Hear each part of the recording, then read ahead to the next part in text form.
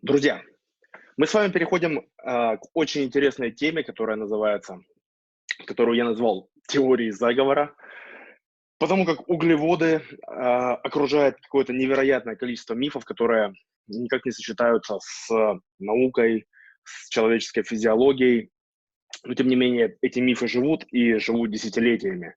Сегодня мы будем говорить о двух вещах. Это инсулиновая теория ожирения и это, собственно, сахар, потому как вокруг них создано столько нелепой мифологии, роится столько заблуждений. И было бы полбеды, если бы этим занимались только тренера в качалках, потому как, да, мы знаем же, да, что все это тренерство, это по большому счету эпос, который передается там из поколения в поколение, но, по крайней мере, это работает. То есть, да, сокращая углеводы, мы находимся в неоптимальном состоянии, но все-таки таким образом мы проваливаемся в дефицит энергии. Исключая сахар и все сладкое, соответственно, мы как бы автоматически сокращаем количество калорийных продуктов, проваливаемся в дефицит, и оно тоже, в общем-то, работает. Но дело в том, что все происходящее в фитнес-мире в той или иной степени циклично, и сейчас на подъеме кетогенные диеты. И несмотря на то, что кето – это одно из вполне хороших решений, и многим нравится, для кого-то работает, кто-то вполне себе устойчиво переносит низкоуглеводные диеты, но им приписывают свойства, которых у них нет, как состоянию кетоза, да, рассказывая про него какие-то сверхвещи, которых там нет и никогда не было. Так и выдавая причиной ожирения совершенно несостоятельную теорию. Я не хочу, да, вешать ярлыки на всех людей, проповедующих кетогенные диеты. Есть прекрасные специалисты, прекрасные тренера, но в основном куда проще дать людям очень какое-то простое объяснение, назначить виноватым сахар, углеводы, а отказ от всего этого сделать неким избавлением, ну вот прям путем к свету и к истине. И это уже прямое мошенничество. Многие люди, знакомые с физиологией и с питанием, и вообще с тем, как это работает, довольно поверхностно, поэтому они склонны доверять. Более того, есть люди, которые находятся в статусе доктора с учеными степенями, которые просто-напросто игнорируют огромный пласт науки за последние 30 лет и выносят эту теорию, инсулиновую теорию ожирения, демонизируют сахар. И, в общем-то, тоже то, что они делают, это уже нельзя назвать глупостью. Нельзя сказать, что человек ошибся, человек проникся не тем, он вот, как бы пошел не в том направлении. Нет, этот человек, если у него действительно есть образование, действительно есть кругозор, он бы не стал этого делать, не имея какого-то интереса, да, который выходит за грани экспертности, и это просто жажда наживы, и попытка создать некого демона, какую-то страшилку, которую потом нужно героически побеждать. М, Ну, либо мы будем вынуждены признать, что существует немалое количество докторов и в России, и за рубежом, которые просто настолько необразованы и настолько идут мимо науки, в мифологию, что это просто страшно. Так, ну давайте перейдем уже, в общем-то, к основной части. Итак, как я уже сказал, существует и очень даже популярно, вот, к примеру, сейчас, мне кажется, в этом году или в прошлом перевели на русский язык книги доктора Джейсона Фанга, который просто-таки постоянно развивает вот эти абсурдные диеты, инсулиновая теория ожирения. И, что самое интересное, многие люди, они охотно верят. И очень многие фитнес-тренера охотно верят, потому что это очень согласуется с тем, с чего они начинали. То есть, когда была идея, что углеводы – это плохо, углеводы нужно ограничить, чтобы похудеть, не обязательно нужно убрать углеводы. Почему углеводы? Потому что инсулин. И вот, наконец-то, они находят подтверждение своим идеям, кардинально неверным идеям. А, И подтверждение они находят в книгах, которые пишет человек с большим количеством регалий. И это наконец-то повод сказать, ну вот видите, калории, они не одинаковые, они очень разные. От одних люди жиреют, от других люди худеют. Ну, а, к счастью, это не так. Суть инсулиновой теории ожирения. Мы толстеем не от переедания, не от избытка входящей энергии, а конкретно от углеводов в рационе. Они, соответственно, провоцируют выброс инсулина, который блокирует липолиз и стимулируют, соответственно, запасание жира. Второй столб этой теории – это то, что так как липолиз – это расходование жира, он заблокирован, ткани ощущают недостаток энергии, потому как они не могут получить энергию из жировых клеток, и мы хотим есть еще сильнее, у нас происходит нарушение аппетита, появляется чувство голода для того, чтобы мы получили еще больше энергии извне. Соответственно, мы опять едим разнообразную еду, среди которой у нас углеводы. Углеводы провоцируют выброс инсулина, это запасает еще сильнее, и получается такой замкнутый круг. Вот если рассуждать в рамках инсулиновой теории ожирения, которая до какой-то степени звучит логично, то избыточное потребление калорий и низкая активность – это не причина ожирения, а его следствие. Таким образом, это выродилось в следующую уродливую цепочку, которую, в общем-то, пропагандируют немало известных личностей в наше время и некоторые фитнес-тренера. Калории несостоятельны, углеводы – это основная причина ожирения. Даже небольшое количество углеводов из сладкого, из какой-нибудь выпечки приведут тебя к ожирению, то есть это прямое накопление жира. А вот невероятно большое количество калорий из благородных жиров, например, из сливочного масла, или тем более из кокосового масла, или из бекона, из сала и так далее, они наоборот разжигают огонь метаболизма и помогают похудеть. Но сопоставив со всей информацией, которую вы получаете уже на протяжении почти 2 месяцев, вы уже можете сделать вывод о некоторой несостоятельности этих идей, но дальше давайте разберем прям подробно. Итак, чтобы хорошенько разобраться в этом вопросе, нужно сопоставить низкоуглеводные и низкожировые диеты. Ну или, если хотите, высокоуглеводные и высокожировые, потому как нас интересует сопоставление вариантов, когда у нас много углеводов и мало жира, и мало углеводов, много жира. То есть некие противоположности. Согласно логике инсулиновой теории ожирения, высокоуглеводные диеты должны давать большой выброс инсулина, что, в общем-то, они и делают на самом деле. И, соответственно, они должны давать худшие результаты вне зависимости от входящих калорий.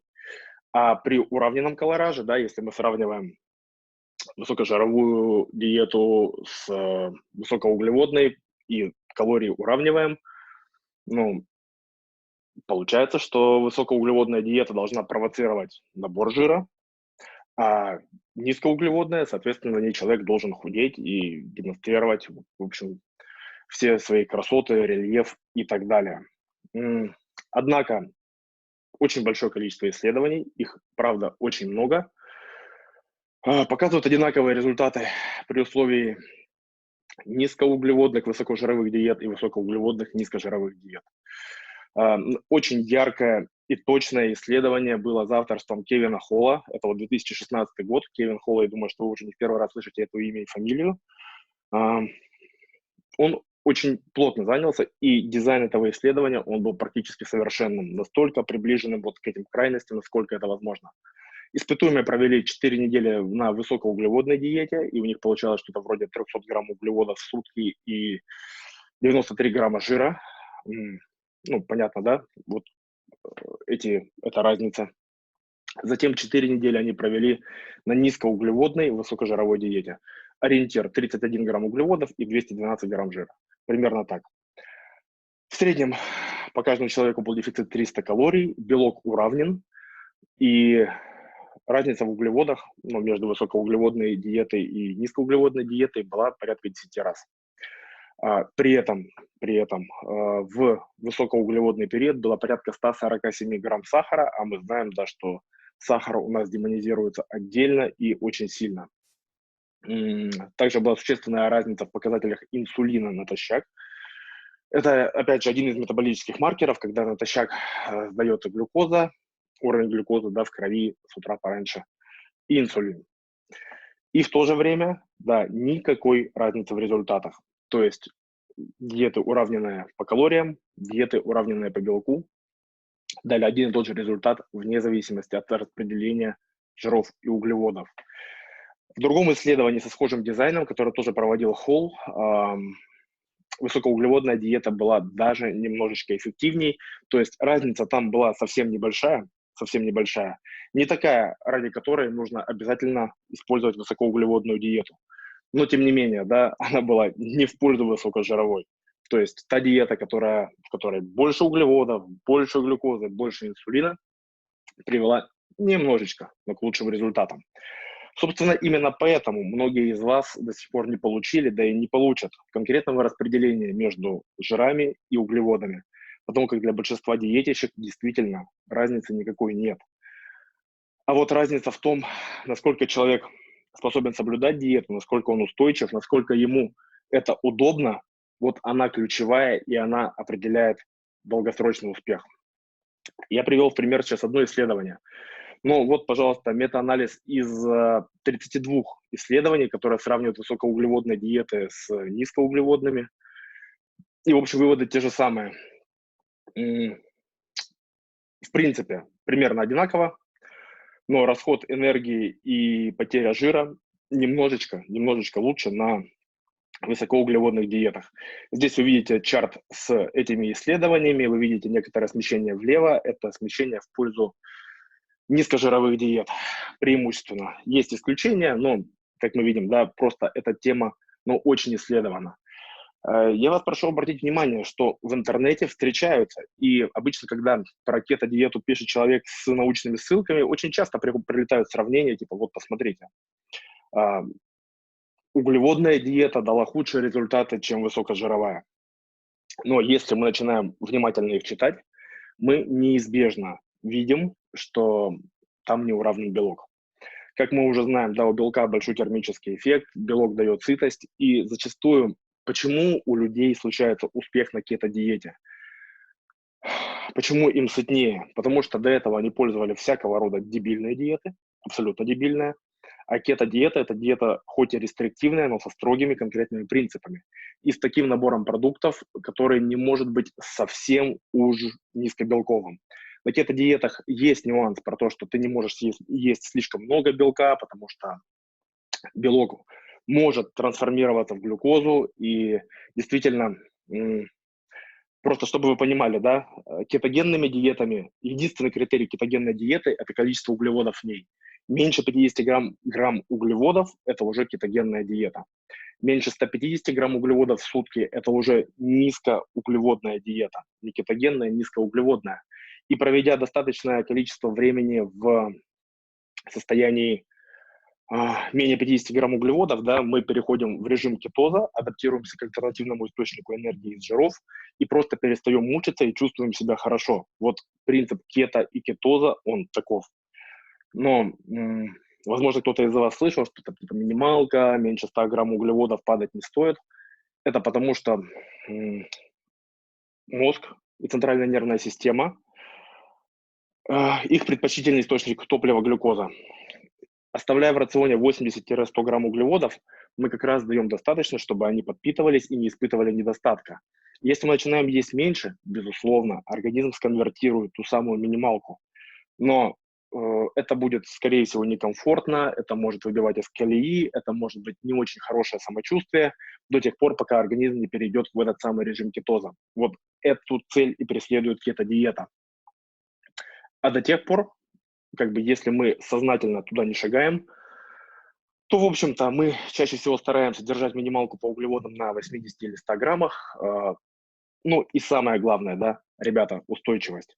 То есть, исходя из этих исследований, вы видите уже абсолютно, что углеводы не зло, что люди худеют одинаково, если соблюсти дизайн. Равный дефицит по калориям, равное количество белка. Человек перешел на кето, и в его жизни внезапно появились мясо, сало, бекон и так далее. Да, энергетически ценная пища, но сытость в основном приходит за счет белка. И улучшение самочувствия зачастую происходит за счет того, что в их рационе появилось больше белка. Вы это наблюдали, да, без всякого кето в физике на первом месяце. И кроме сытости, термический эффект белка намного выше.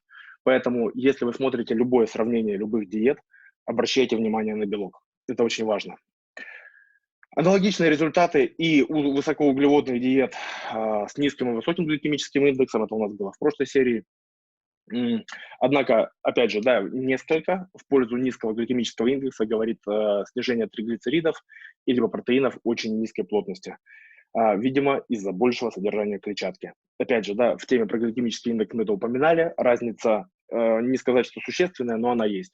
То есть, снижая процент жира, мы по-любому улучшаем показатели.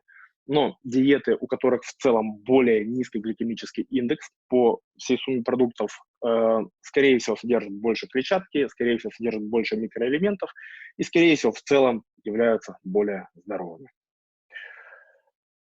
Что нам важно понимать? Баланс между полученной энергией и потраченной энергией все еще главный, и это основной принцип.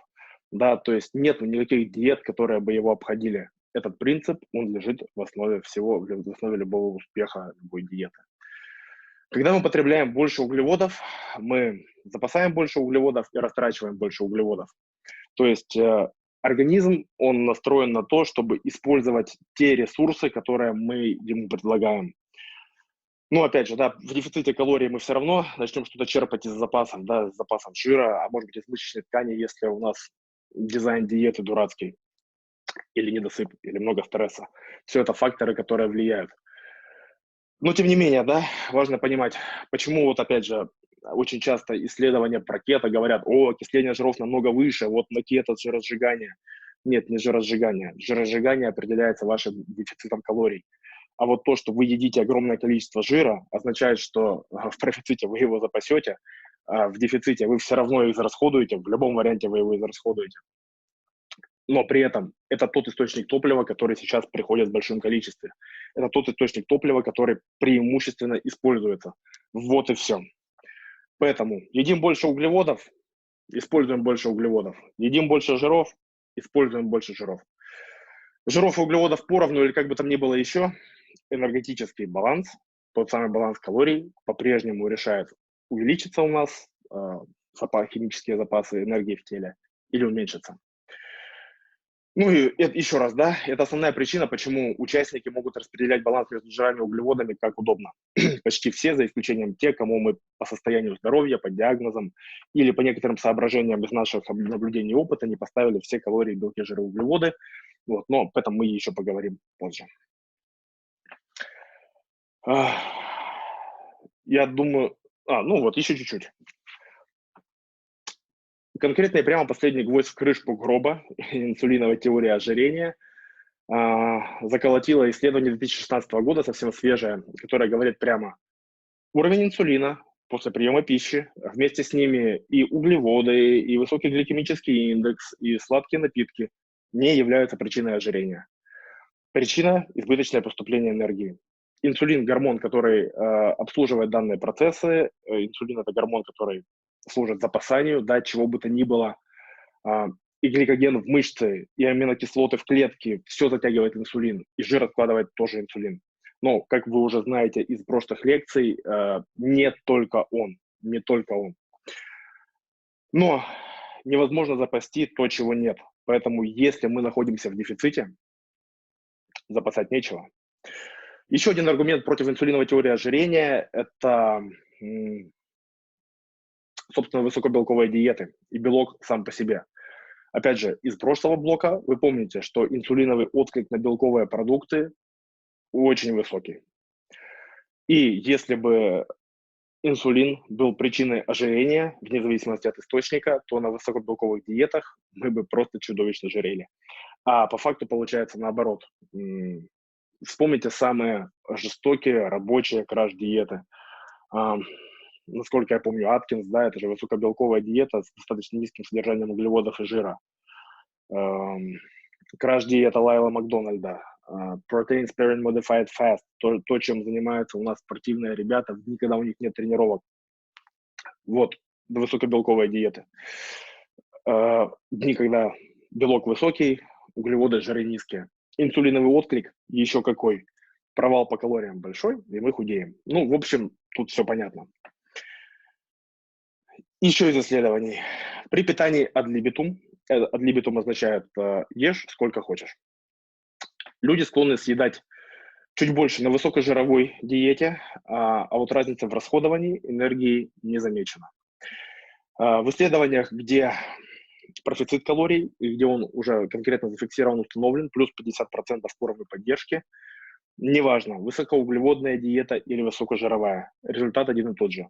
Будет ожирение. Согласно инсулиновой теории ожирения, на высокожировой диете ты не способен разжиреть в принципе, потому как инсулин не выделяется. Или он просто низкий. Более того, при перекармливании углеводами увеличивается расход энергии, а при перекармливании жирами как-то нет. В исследовании высокоуглеводной группы в итоге запаслось от 75 до 85% избытка, который они получили, у высокожировой группы от 90 до 95%. Опять же, вы помните, да, из прошлых лекций про сетпоинт и все вокруг него. Когда мы получаем избыток входящей энергии, мы все равно начинаем больше двигаться. Как правило, не настолько, чтобы это компенсировать. Это получается только у очень малого количества людей. И в то же время, да, высокоуглеводные диеты, они прибавляют активности больше, чем высокожировые. Возможно, именно вот этими факторами обусловлена и разница в результатах людей на высокожировых и высокоуглеводных диетах. И переходим ко второй теме, к теме сахара.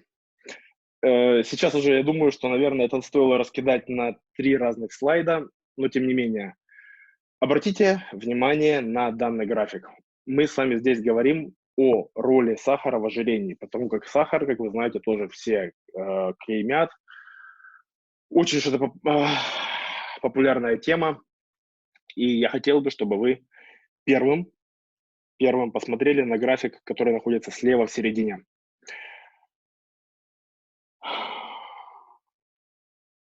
Синяя черта, которая сначала ползла вверх, а потом пошла вниз в районе примерно 2000 года. Это потребление сахара в США. Оно росло долгие годы, начиная с 50-х, 60-х, но при появлении сахарозаменителей, при появлении моды на сахарозаменители, да, на несладкие напитки, вообще потребление сахара в США стало сокращаться. Как вы видите, ожирение как росло, так и продолжило расти.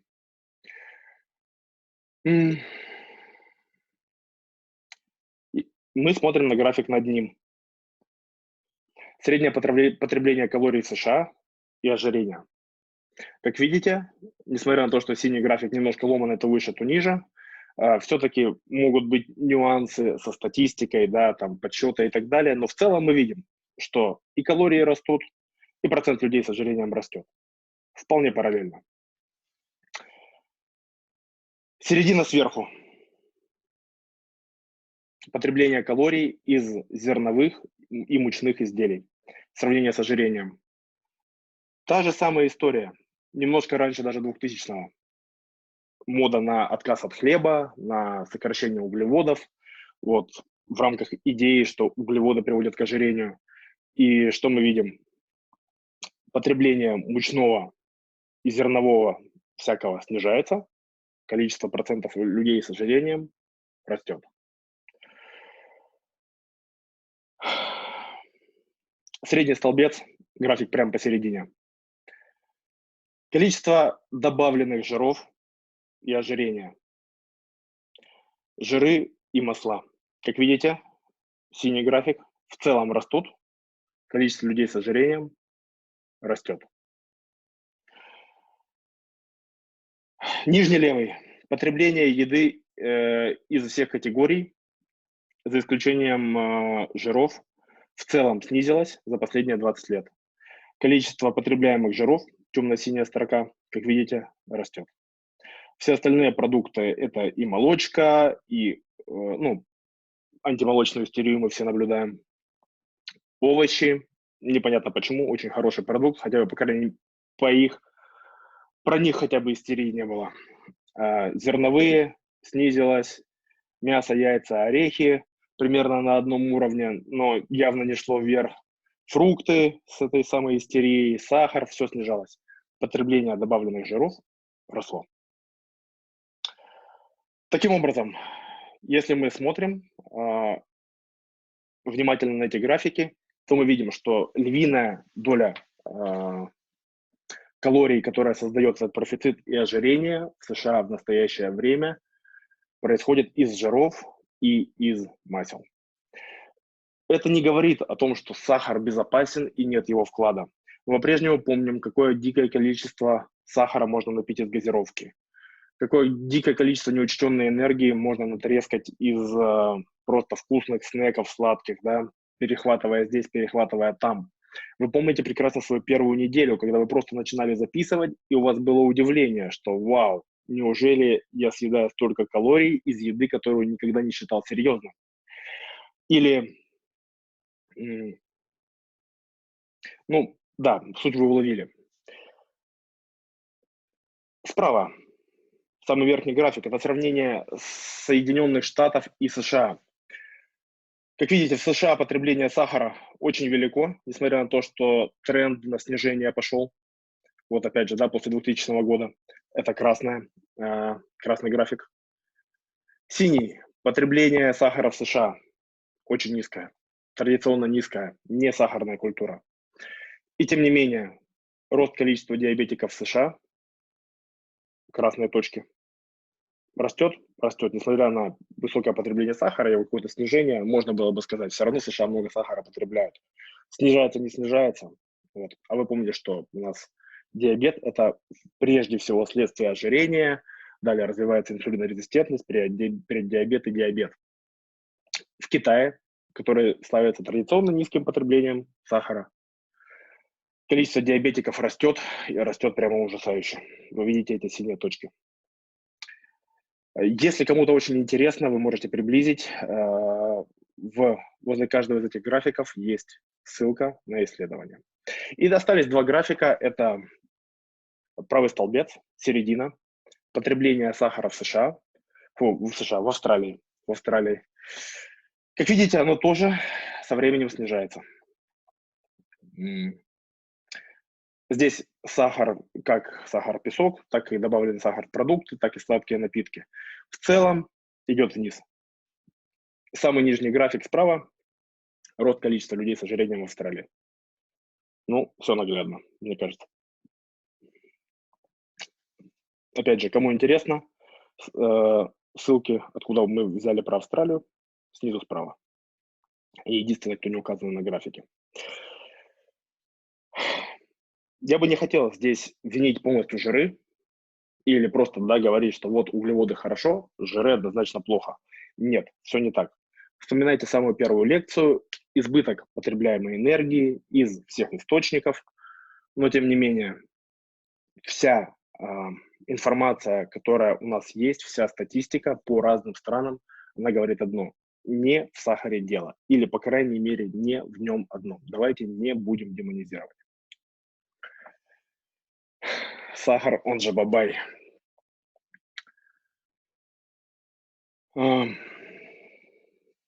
Уже несколько раз упоминали исследования, говорящие прямо о том, что разница в составе углеводов, то есть гликемический индекс, простые, сложные, быстрые, медленные, инсулиновый индекс не влияют на результаты в похудении и в наборе. То есть, переводя на простой русский язык, сахар вам не мешает худеть, и сахар не является причиной ожирения.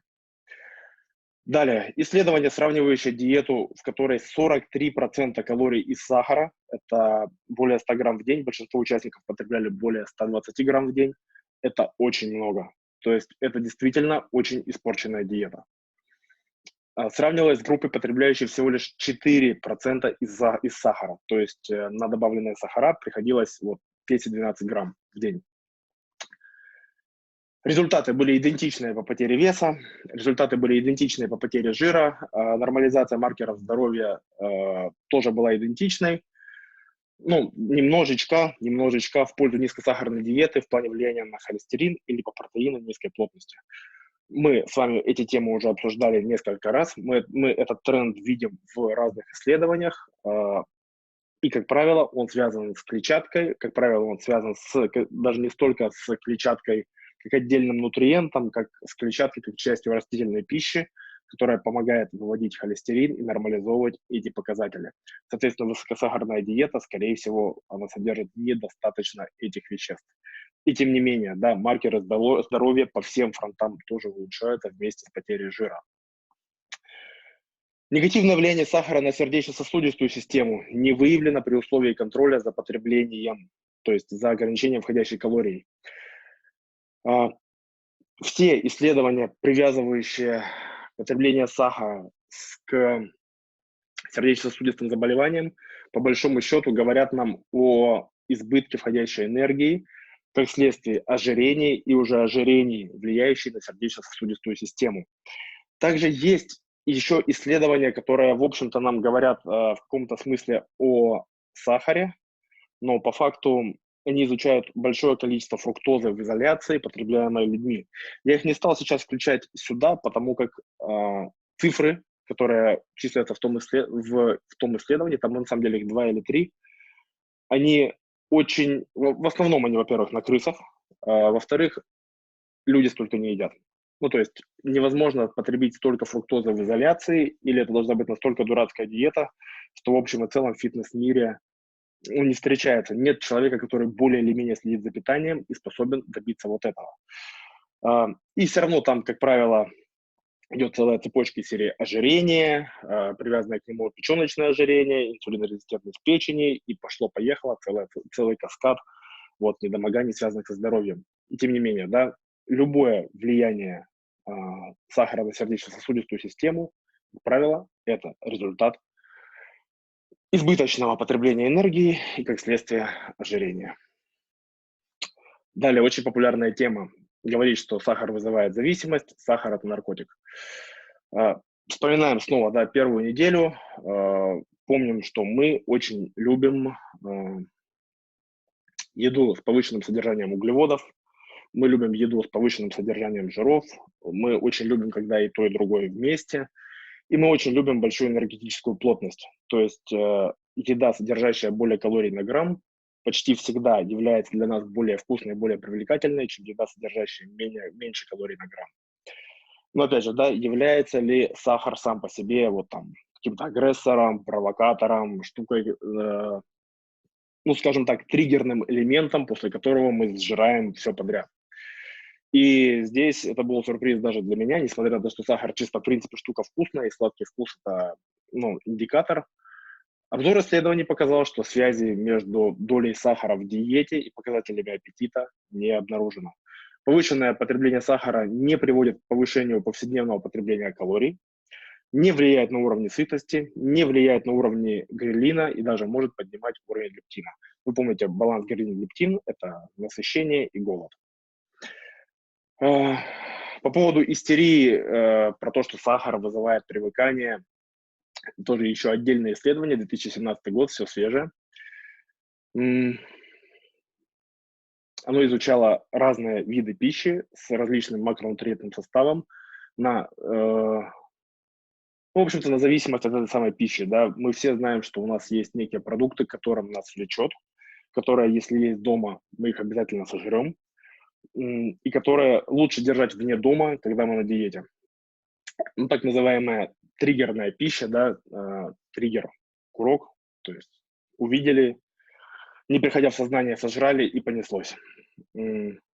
Наибольшее желание съесть снова и даже переесть вызывает высокожирная пища с выраженным вкусом. Бургеры, пицца, фри и прочее вкусное, жареное, соленое. То есть, как правило, это прям комплекс из жиров, углеводов, вкусовых качеств, обязательно соль, зачастую специи. Мы все знаем, как это вкусно. Но сладкое здесь не лидер. Оно находится на втором месте. Высокожирное и сладкое, такое как шоколад, торты, пончики. Опять же, да, высокая энергетическая плотность, но второе место. Сладости, которые являются обезжиренными, то есть сахар сам по себе, какая-нибудь сахарная вата, леденцы, ну, в общем, все то, что у нас как бы содержит углеводы, сладкое, но не содержит жиров, намного менее привлекательно. Вы видите внизу график, вот просто сладкое или сахар в изоляции, это вот зеленый столбец, который намного ниже своих многокомпонентных коллег. Ну и ниже всего, почти никак, это как раз блюдо, содержащее палитру вкусов, но низкожирное. Ну, то есть, если мы начинаем выискивать... Ну, короче, все из вас пробовали ПП-рецепты, которые на самом деле ни хрена не вкусные. Когда мы там заменяем все, что можно, на какой-нибудь творог, миллиард, ахулиард блюд из протеина, замена муки на труху, что там у нас еще бывает, всякая ПП-шаверма и так далее. Вспомните, хотелось ли вам реально ее еще раз?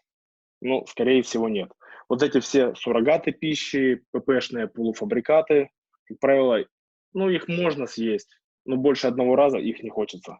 Мы это едим, потому что вынуждены, а не потому что, о, господи, как я хочу сорваться снова на эту ППшную шаурму. Ну, нет такого, да, мы хотим нормальную, вкусную с соусом. Или, по крайней мере, мы хотим, чтобы, может быть, да, в соусе заменили майонез на йогурт, но чтобы это по-прежнему оставалось вкусным. Если это вкусно, это нас привлекает. Ну и как итог, да, переедаем мы потому, что еда для нас вкусная, а не потому, что она сладкая. В зависимости от сахара нет. Просто нет. Что бы вам ни говорили там блогеры от Бога. Ну и давайте подытожим и поговорим про нормы сахара. Нужно ли нам его нормировать, нужно ли его ограничивать каким-то конкретным количеством. Здесь, на самом деле, информация очень сильно разнится, и я изучал нормы, рекомендуемые различными организациями, они тоже очень-очень-очень разные. Но, в общем, аргументация не очень сильная. Просто здравый смысл. И чем обычно подкрепляются рекомендации по сахару? Ну, мы помним, да, уже, что сахар – это всего лишь углевод, это сахароза, это 50 на 50 глюкоза и фруктоза. Все это будет разложено вот напополам до элементов. Глюкоза будет усвоена, фруктоза через печень будет пропущена и усвоена, и мы получим те же самые 4 калории на грамм. Все просто, казалось бы. Но у сахара есть объективные минусы. Сахар – это довольно пустой углевод. То есть ни особого насыщения мы с него не ловим, абсолютно ноль клетчатки, абсолютно ноль микроэлементов. Но вкусно, и на этом все. Ну и понятно, да, вместе с другими компонентами он делает пищу еще вкуснее, и, может быть, поэтому мы там склонны немножечко побольше его жирануть. Чем больше доля сахара в диете, тем беднее диета в смысле микронутриентов и в смысле клетчатки. Съедая очень много сахарной пищи, держа большую долю сахара, мы обделяем себя просто пользой. И обратите внимание, сейчас мы не говорим о том, что сахар – это вредно. Мы говорим, что уделяя большую долю рациона сахару, мы как бы автоматически сокращаем долю того, что можно начинить максимальной пользой. Некоторые исследования справедливо предлагают разделять общее потребление сахаров и добавленного сахара. То есть что такое добавленный сахар? Это именно столовый сахар, либо его калорийные аналоги, используемые в пищевой промышленности. Сюда можно отнести, в принципе, да, ну здесь понятие сахар, давайте так, сахара или простые сахара, углеводы. Фруктоза, которая у нас идет в секции для диабетиков. Это тот же самый сахар, песок, который добавляется просто во всю сладкую сдобу. Это, пожалуй, глюкозно-фруктозный сироп и патока. Опять же, да, сахар, который используется при производстве сладких напитков. Как бы мы ни говорили там, о, вот газировка Пепси, Спрайт, Фанта, очень плохо, не надо ее пить, а вот там тархун, цитрол, колокольчик, это очень хорошо, или бабушкин компот, это хорошо, это тоже добавленные сахара. Мы пьем это, потому что сладенько, потому что вкусненько, но как бы факты говорят сами за себя. Так вот, многие здравые исследования, которые говорят именно о потреблении сахара, они предлагают разделять естественные сахара и добавленные сахара. Но не потому, что одни хорошие, а другие ужасные. Они все будут разложены до этих простейших элементов. Просто то, что мы называем натуральными сахарами, которые естественным образом содержатся во фруктах, они содержатся во фруктах. Ну, также они содержатся в некоторых овощах, например, там горошек, кукуруза, сахара, сахара. В молоке лактоза, сахар, сахар. Но это естественное содержание того же самого сахара в продуктах, которые действительно содержат очень-очень-очень много полезного, и их добавление в рацион нам объективно прибавляет здоровье. А вот чем больше добавленных сахаров, да, вот именно рафинированных сахаров, тем у нас больше входящей энергии, но при этом меньше мы урезаем долю витаминов, мы урезаем долю минералов, даже выписал витамины группы В, кальций, железо, цинк. Все это очень важно. Это все кофакторы для нормального протекания биохимических процессов в нашем организме. Что касается лимитов. Верхний лимит, который я встречал в нескольких местах, в нескольких рекомендациях, вот в частности Национальная медицинская академия США. Кто будет гуглить, вот исследование 2005 года, там они называются медицинский институт, но это одна и та же организация. Она лояльна к сахару и рекомендует не выходить за 25% колоража. Собственно, по той же самой причине. Во избежание недостатка, во избежание дефицита микронутриентов. Но не по причине влияния на здоровье или на развитие хронических заболеваний. Другое исследование прямо говорит о росте смерти от сердечно-сосудистых заболеваний при превышении 25% колоража. Но, опять же, да, здесь мы говорим не про контролируемую диету, да, мы говорим про некие общие рекомендации. То есть если в диете четверть калорий приходится на сахар, а это очень много. Если представить, что средний человек, да, ну, давайте какую-то возьмем там середину между средним мужчиной и средней женщиной, где-то 2000 калорий, 500 калорий на сахар, 125 грамм сахара в день. Это не очень здоровая диета и, скорее всего, не очень здоровый образ жизни. Поэтому, ну, просто помните про здравый смысл. Ну и, в общем, указанное исследование, да, оно говорило, что свыше 25% из добавленных сахаров это уже реальный рост риска смертности от сердечно-сосудистых заболеваний. Ну, потому что, да, больше сахаров, и давайте помнить, что это же не только об углеводах речь, то есть, скорее всего, и низкобелковая диета, и, скорее всего, недостаток белка, недостаток холина, а значит, уже там нет протекции для печени от развития печеночного ожирения. Короче говоря, очень-очень-очень много факторов в сборе. Ну и если говорить про оптимум, тут мне встретились следующие рекомендации. Шведское исследование показало минимальную смертность от всех причин, которая приходилась на потребление сахара на уровне от 7,5 до 10% от дневного колоража. Повышенная смертность, вот здесь вот очень интересно, свыше 20% и ниже 5%. И здесь мы снова можем передать привет всем сахарофобам, которые отказываются от всего, что хоть как-то имеет отношение к сахару. Точно так же мы можем передать привет совершенно упоротым кетодиетчикам, не всем упоротым, то есть примерно 95%. Обделяя себя сахарами и углеводами принципиально, мы точно так же недополучаем. Мы там уже начинаем урезать даже здоровые источники. Ребята, в общем, не надо так. Очень интересно, в этом исследовании указано, что в эту статистику включены потребители сладких напитков.